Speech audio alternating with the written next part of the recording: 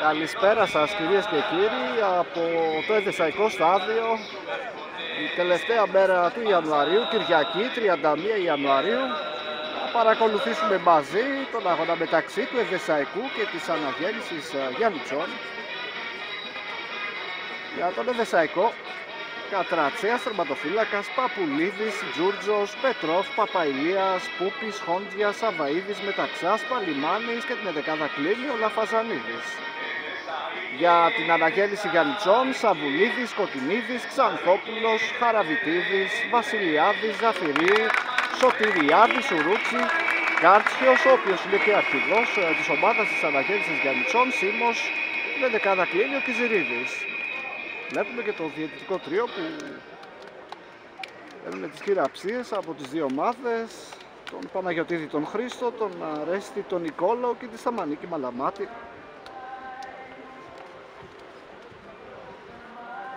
Έχουμε εδώ και τους δημοσιογράφους για τις φωτογραφίες.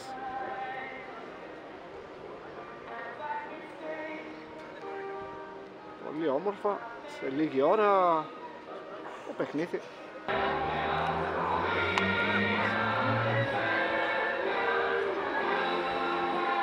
Περιμένουμε για το εναρκτήριο λάκτισμα.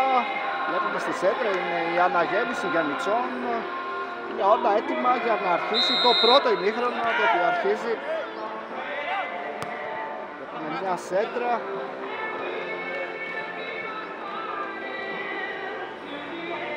Ο Κινήθης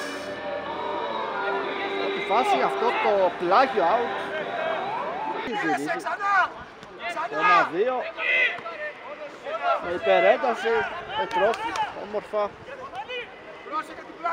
Παλιμάνης με την μπάλα, Παλιμάνης, όμορφη πάσα για τον Πούπη, Πούπης μόνος του, να δούμε εδώ τη φάση, βλοκάρει εντυπωσιακά και η μπάλα δοκάρει.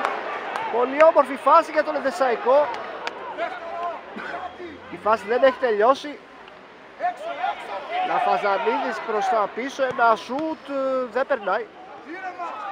Τώρα διώχουνε μακριά, αλλάζουν γρήγορα την μπάλα. Η κεφαλιά και η μπάλα στα δίχτυα. Σε ποιον χρεώνεται στο Πετρόφ αυτό το 1-0 εύκολα. Ο υψηλόσωμος παίκτης του Εδεσσαϊκού στο 8 προς 1 το λεπτό. Αυτό το τέρμα. Δεν μπήκε η προηγούμενη φάση, κλασική μπήκε αυτή.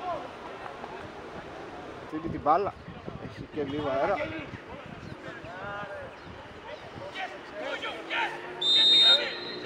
Λιμάνης αλλάζει εδώ με τον Πούπη. Πούπης έκανε όχι μεταβίβαση.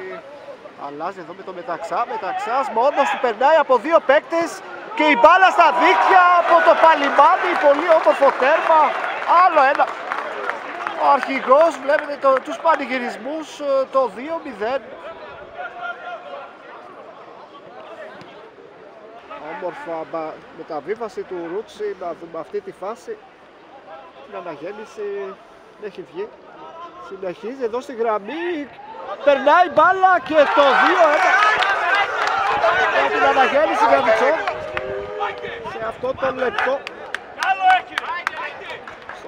Στο 33ο λεπτό.